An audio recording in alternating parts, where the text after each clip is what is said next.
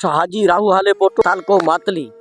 जे जगह ते असी बीठा आहियूं ही को तव्हां न ॾिसजो को ॿेलो आहे या ॿेले खाते में दाख़िल थी आहियूं।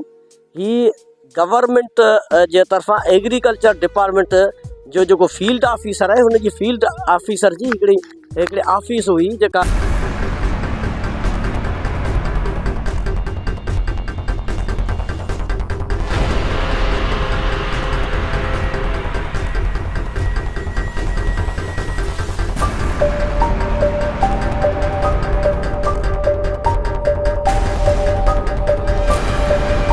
गवर्नमेंट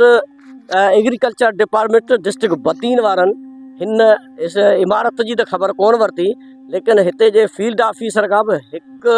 सेकंड लाइ बि न पुछियो वियो त तव्हां हिन ॻोठ हाजी राहू हाले पोटे में बिल्डिंग जी त तबाही मचाए छॾी, लेकिन तव्हां हिन जे आबादकारनि खे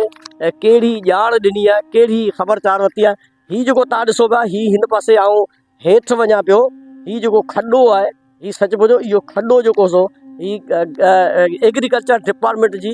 ही हिकिड़ी ऑफिस आहे। ही ऑफिस हुई जंहिंमें फील्ड ऑफिसर हिते ईंदा हुआ ऐं कंहिं वक़्त में हिते आबादकारनि खे ॼाण ॾींदा हुआ, लेकिन इन्हनि जे नाअहली जे करे हाणे जेके से उहे न फील्ड ऑफिसर था अचनि, न हिननि जी का इमारत हिते मौजूदु आहे, न हिते हिननि खे आबादकारनि खे ॼाण ॾिनी थी वञे। हिते बिल्कुलु मूंखे यादगिरी आहे, इहो 1991-92 दौर में उहा बिल्डिंग हाल हयात माना ॾिठी हुई बिल्कुलु। हाणे त हीअ ॾिसो पिया हिन जा पथर ॿितर रुलिया पिया आहिनि। हे जॻह 2010-11-90 जूं ॿोॾूं आहियूं, पोइ वरी इहे ॿोॾूं आहियूं, लावारसी थी वई, जंग थी वियो हलियो, केरु माण्हू आयो कोन। अञा ताईं बि असांखे ख़बर आहे त हिन एग्रीकल्चर जे थ्रू जेको एफओ आहे या को हिननि जो जेको माण्हू रखियलु आहे उहो अञा इन ई एग्रीकल्चर जे अकाउंट तां पघार बि खणे पियो, पर जेका उनजी पोइवारी कान थी, एग्रीकल्चर ॾेई नस्तो नाबूद थी वई। नौकरियूं बिल्कुलु आहिनि ई कोन। हिते जा मज़दूर माण्हू आहिनि सभु हिननि जो कम ई ज़रायत सां आहे। जेकॾहिं इहो साॻियो सिस्टम ठही वञे ऐं हिन बिल्डिंग खे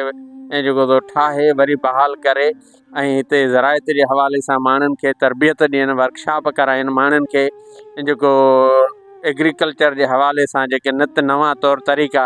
दुनिया में राइज थियनि पिया उन्हनि बाबति ॿुधाइनि, त हूंद ही असांजो जेको थो ॻोठ सो बि दुनिया जी तरक़ीअ जी डोड़ में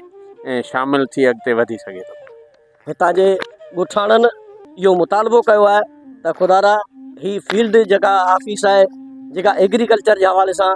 ज़रायत जे हवाले सां जेका ॼाण ॾिनी थी वञे, फील्ड ऑफिसर खे हिते दोबारा मुक़ररु कयो वञे ऐं हीअ एग्रीकल्चर जा जेके खरबे रुपया